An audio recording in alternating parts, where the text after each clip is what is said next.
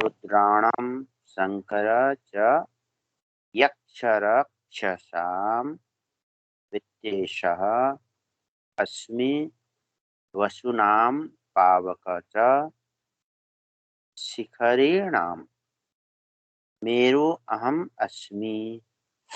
यानी कि रुद्रों में शंकर, रुद्राणम शंकर, रुद्रों में शंकर च और यक्ष राक्षसाम, यक्ष राक्षसों में वित्तेश माने कुबेर, अस्मि माने मैं हूँ, वसु नाम माने वसुओं में, पावक पवित्र करने वाली अग्नि, च और शिखरीणाम शिखर वाले पर्वतों में, मेरु सुमेरु पर्वत, अहम मैं, अस्मि हूँ अर्थात रुद्रों में शंकर और यक्ष में राक्षसों में कुबेर, पशुओं में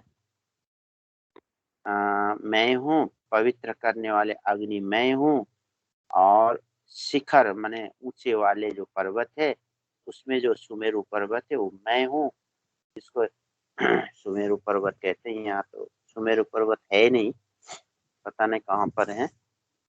यानी कि जो श्रेष्ठ श्रेष्ठ जितनी भी वस्तु हैं वो सब भगवान कहते हैं, उसमें जो विशेषताएं हैं वो मैं हूँ। उसकी जो विशेषता, विशेष रूप से जो जाना जाता है, जिसका नाम है इस संसार में, इस ब्रह्मांड में, वो विशेषता जो है वो विभूति मैं हूँ। То есть все, что самое лучшее, самое высшее в этом мире, и всем этим являюсь я. Например, есть гора Сумеру. Это самая высшая гора, высокая из всех. Сумеру — это я, говорит Шри Кришна. Рудра — это тоже я. Среди рудр, выше рудра я. Шанкар тоже я. И среди якшасов главный я. Вот, то есть все самое высшее — это я, говорит Шри Кришна. रुद्राणम शंकर चास्मि, हर बहुरूप, जैसे त्रयंबक शंकर जी के नाम, त्रयंबक भी है, हर है, बहुरूप आदि 11 रुद्रों में शंभु अर्थात शंकर सबके अधिपति हैं। जो हर बहुरूप त्रयंबक मतलब इस प्रकार से शंकर जी 11 रुद्र कहते हैं। तो 11 रुद्र में 11 रुद्रों का जो मुख्य है, मुखिया, वो शंकर भगवान है। इसलिए शंकर मैं हूँ, भगवान कह रहे हैं ये कल्याण प्रदान करने वाले और कल्याण स्वरूप हैं शंकर जी। इसलिए भगवान ने इनको अपनी विभूति बताया है शंकर जी को। Среди 11 рудр высший Шанкара. Я являюсь им, сказал Шри Кришна. То есть он дает благо всем живым существам и сам исполнен благо Шанкара. वित्तेषु यक्ष रक्षसाम अर्थात जो कुबेर हैं, यक्ष आदि हैं और अनेक राक्षसों के जो अधिपति हैं, और इनको धनाध्यक्ष के पद पर नियुक्त किया गया है। तो कुबेर हैं यक्ष तथा राक्षसों के अधिपति हैं। कुबेर देवता के वित्त मंत्री हैं, मतलब कोषाध्यक्ष हैं, मतलब धन की मंत्री, महामंत्री ये कुबेर। तो उन यक्ष और कुबेर में राक्षसों के जो अधिपति हैं, इनको धनाध्यक्ष के पद पर नियुक्त किया गया है। तो सब यक्ष राक्षसों में मुख्य होने से ये भगवान की विभूति है कुबेर। जो रावण के भाई है उसका नाम है कुबेर। और वितेशु ये सब राक्षस के नाम है? नहीं, जो कुबेर वित्तेशु मतलब जो कुबेर यक्ष तथा राक्षसों के अधिपति, अधिपति मतलब राजा, उनके मुख्य अर्थात धन के अधिपति कुबेर हैं उनको वित्तेषु कहा है। इसलिए जो वित्तेषु विभूति हैं, कुबेर भगवान का ही विभूति है, ऐसे भगवान श्री कृष्ण कह रहे हैं। То есть среди якшей самый главный кувер. И его же Витешу называют и кувер. То есть я являюсь этим кувером, говорит Шри Кришна в этом стихе. अब आगे आता है वसुनाम पावकस्सास्मि, जो 8 वसु हैं, धर, ध्रुव, सोम आदि, इस प्रकार से 8 वसुओं के नाम हैं। तो वसुओं में अनल अर्थात पावक अग्नि सबके अधिपति है।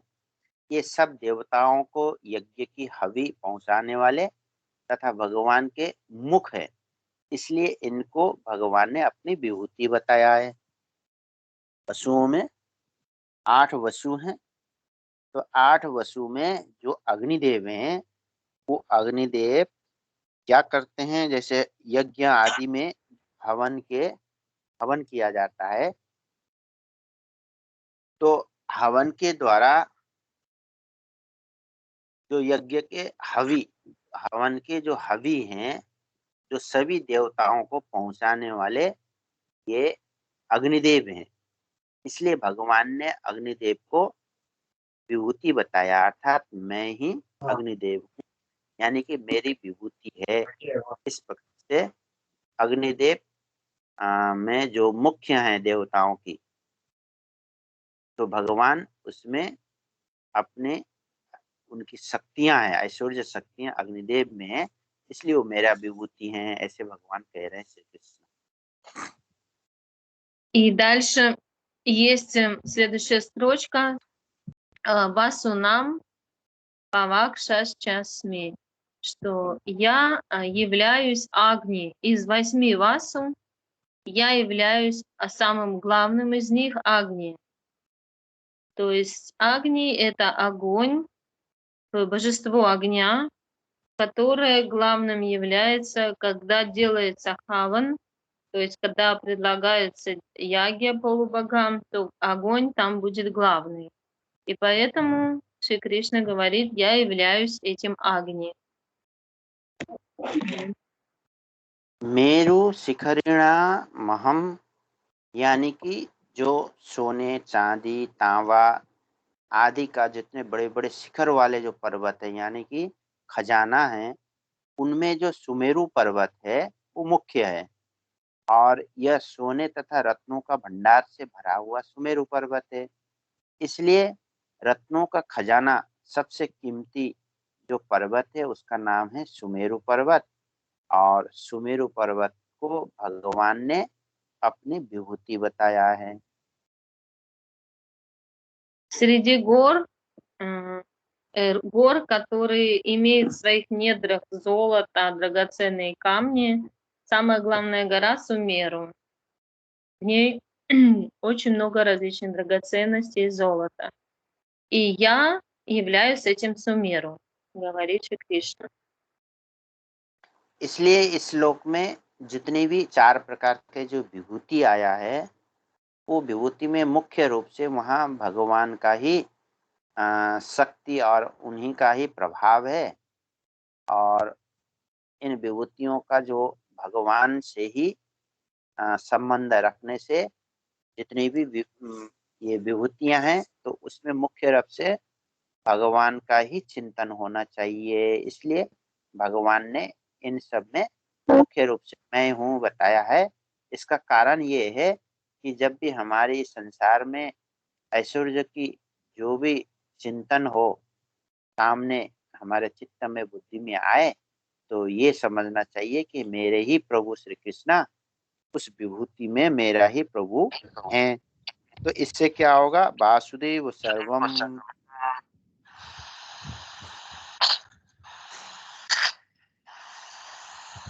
Что это за звуки такие? Кто-то... Микрофон кто-то включил. Алло? बता। По-моему, Людмила включила. видно, что там микрофон не выключен. Или я включила? Нет. В общем, когда мы видим какие-то удивительные вещи в этом мире, мы всегда должны их связывать с Богом. И о чем бы мы ни думали, нам всегда следует соединять это с Богом. Васудева Сарвам. То есть эта сутра, нужно ее помнить постоянно, что Васудева находится повсюду. Мгм.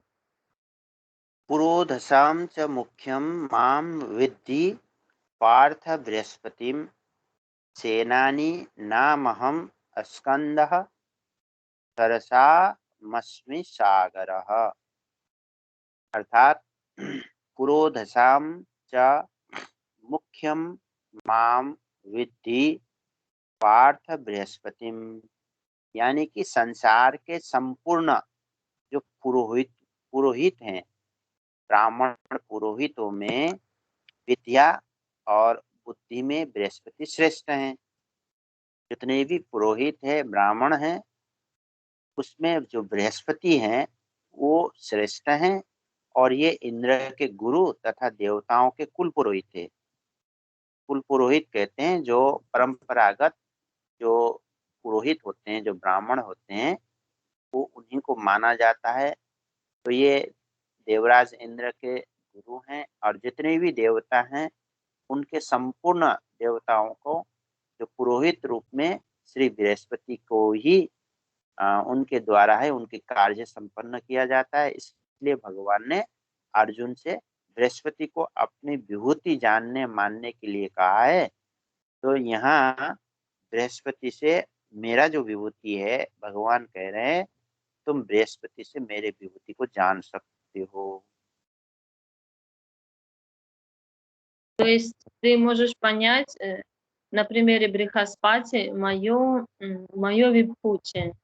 То есть среди всех браманов самый высший браман — это Брихаспати. Он родоначальником, является главным браманом деватов, то есть богов, полубогов. Вот. И я являюсь Брихаспати, говорит Бхагаван Шри Кришна. माने यहाँ जो बृहस्पति हैं वो संपूर्ण देवताओं का पुरोहित होने से और इंद्र के गुरु होने से, इसलिए पुरोहित में सबसे श्रेष्ठ बड़े बृहस्पति है। इसलिए बृहस्पति को हे अर्जुन, तुम मेरी विभूति रूप से तुम मानो व जानो। इस प्रकार से भगवान ने अर्जुन को बताया कि जो सबसे श्रेष्ठ जहाँ जहाँ दिखे वो बृहस्पति भी मेरा ही विभूति है और तुम बृहस्पति से भी जान सकती हो। इस प्रकार से इसमें कहा गया है। То есть здесь говорится, что самый высший браман — это Брихаспати, и он проявление моего вибхути. На его примере ты можешь понять меня. Мгм. सेनानी नामहम अस्कंदः। अस्कंद यानी कि कार्तिकेय, शंकर जी के जो पुत्र हैं, जो मोर में मोर जिनका आसन है, सवारी है, मोर में जाकर वो देवताओं को जो युद्ध आदि में देवताओं का मदद करते हैं राक्षसों का नष्ट करने के लिए। तो देवताओं का सेनापति कार्तिकेय हैं। तो इनके छह मुख हैं और 12 हाथ है कार्तिकेय का। ये देवताओं के सेनापति हैं और संसार के संपूर्ण सेनापतियों में श्रेष्ठ सेनापति कार्तिकेय हैं। इसलिए भगवान ने इनको अपनी विभूति बताया है, कार्तिक को। Ага. То есть дальше идет Асканда. Это Картикея, сын Шивы, который летает на павлине, и он является главным военачальником деватов, полубогов. У него 6 лиц и 12 рук. и Шри Кришна говорит, я являюсь им, то есть этим Картикеей. Мгм. सरसामस्मि सागरः।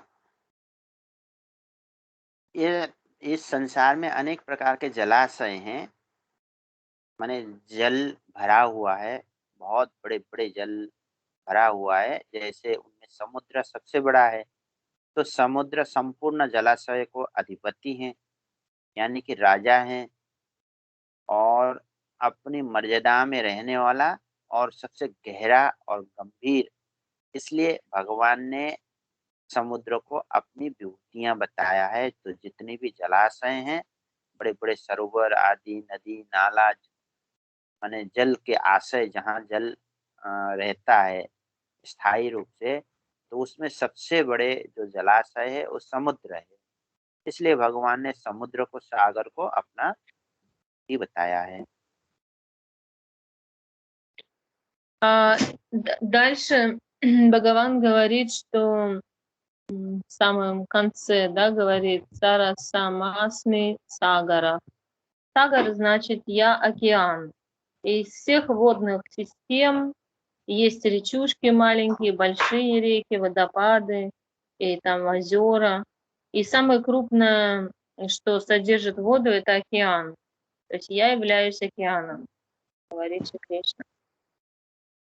तो इस श्लोक में जो भगवान ने विभूतियों को बताया, अलौकिक जो दिखाई देता है, यह उनकी खुद की नहीं है। जैसे समुद्र में जो अलौकिक है वो समुद्र का नहीं है।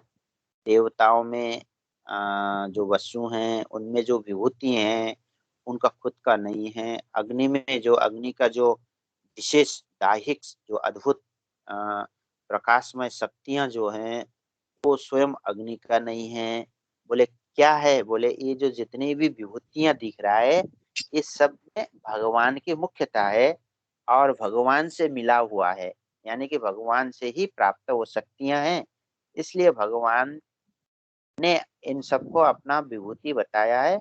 और जब भी इन सब का स्मरण हो, दिखे समुद्र आदि, वसु आदि, अग्नि आदि का, तो उसमें भी भगवान ही है, ऐसे स्मृति में हमारी होनी चाहिए। तब सर्वत्र भगवान ही है, ऐसे भाव हृदय में उदय होगा। जैसे हम सागर देखते तो हम सोचना चाहिए जो उसमें ही भगवान है। हाँ, जो सागर सागर का विशाल जलाशय, जो गंभीरता, उनकी जो विशेषता सागर में जो दिखता है वो भगवान का दी हुई विभूति है, न कि सागर का है। इसलिए वहाँ भी भगवान है।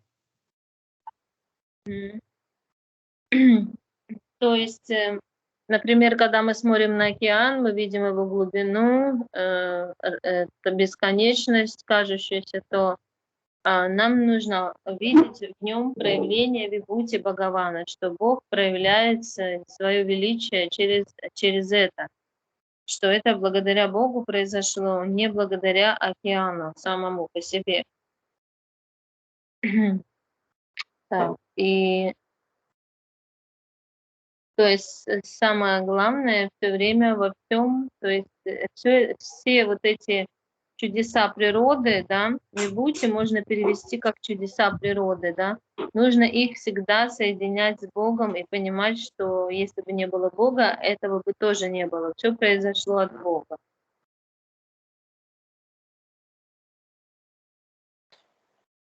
आगे बताते हैं, महर्षिणाम भृगुरहम गिरामस्मेक्य मक्षरम यज्ञानम जप यज्ञोस्मि स्थावराणाम हिमालयः। महर्षिणाम भृगुरहम, जो भृगु, अत्रि, मरीचि आदि महर्षियों में जो भृगु जी हैं वो सबसे बड़े भक्त हैं, ज्ञानी हैं और सबसे तेजस्वी हैं। तो भृगु ने ही ब्रह्मा, विष्णु और महेश, इन तीनों का परीक्षा करके सबसे श्रेष्ठ सिद्ध किया था कि सबसे श्रेष्ठ कौन है ब्रह्मा, विष्णु, महेश्वर में। तब भृगु ने ही इनका परीक्षण किया था। तो परीक्षा में सबसे श्रेष्ठ विष्णु भगवान पाए गए।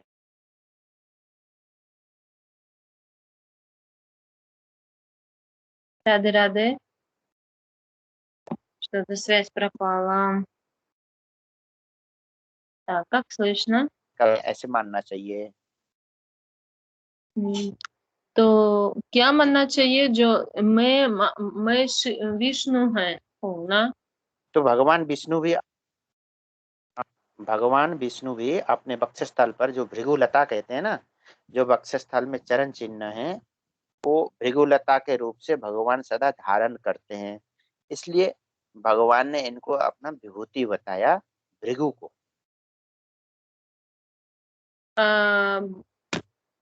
वहां पर भृगुलात है, ये जो ब्राह्मण लोग पहनता है ना, ये या ये कुछ और है? नहीं, भृगु मतलब भगवान के वक्षस्थल में एक चरण चिन्ह तुमको दिखा होगा, विग्रह में बहुत जगह दिखता है ना। कई मंदिरों जो छाती है, छाती में चरण चिन्ह छाप है, एक चरण की छाप है, तो है ना।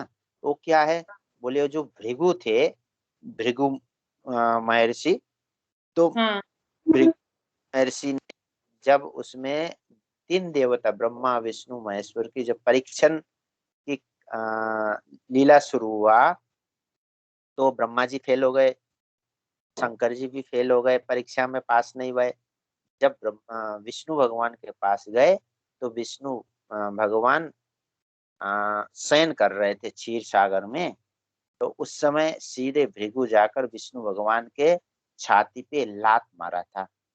तब विष्णु भगवान उठकर, ओहो ब्राह्मण देवता, आपको कष्ट तो नहीं हुआ, आपको चरणों में, आप कैसे पधारे, आप कृपा करिए। तो ऐसे करके भगवान ने नम्रता पूर्वक भृगु से वचन किया और भृगु को सम्मान दिया छाती में लात मारने के बाद भी। तब भृगु ने कहा कि ये तीनों देवताओं में जो श्रेष्ठ हैं वो स्वयं विष्णु भगवान हैं।